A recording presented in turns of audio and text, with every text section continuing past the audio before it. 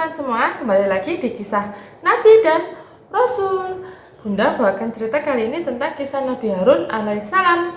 Nah, Nabi Harun alaihissalam ini termasuk salah satu dari nabi yang tidak banyak diceritakan dalam Al-Quran, teman-teman.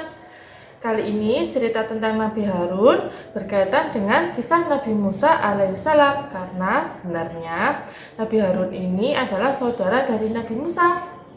Nah, ceritanya ketika Nabi Musa dan pengikutnya, di sini termasuk dengan Nabi Harun ya, teman-teman, selamat dari kejaran Fir'aun karena Allah sudah menenggelamkan Fir'aun kan, teman-teman. Nah, mereka keluar dari wilayah Mesir, mencari wilayah baru dan mereka bermukim di sana.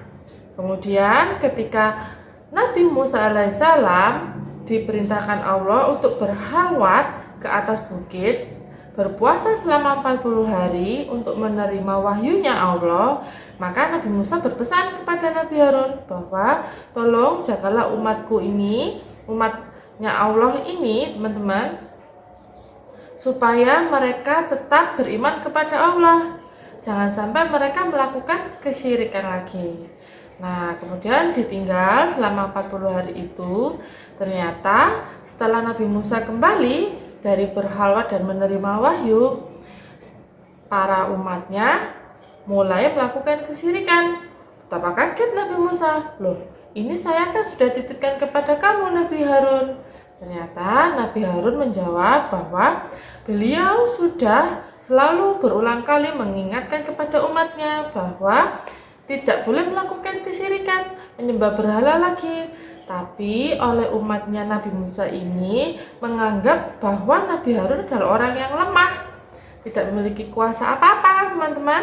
Nah, karena seperti itu penilaian dari umatnya, sehingga mereka masa bodoh. Mereka kembali menyembah berhala. Nah, berhala yang mereka sembah adalah patung anak sapi yang terbuat dari emas. Seperti itu. Jadi karena mendengar jawaban dari Nabi Harun ini, akhirnya sama Nabi Musa dicarilah siapa dalang dibalik dari perbuatan kesyirikan itu. Kok bisa umatnya kembali menyembah berhala lagi? Akhirnya diketahuilah dalang dari para umatnya ini adalah seseorang yang bernama Samiri. Sesungguhnya dalam Al-Quran dituliskan namanya Samiri, tapi nama yang dituliskan dalam Al-Quran ini adalah nama yang berbeda dari nama aslinya ya teman-teman. Jadi nama aslinya disembunyikan oleh Allah Subhanahu wa Ta'ala. Nah, dituliskan dalam Al-Quran memang Samiri, tapi nama aslinya Allahu a'lam bishawab.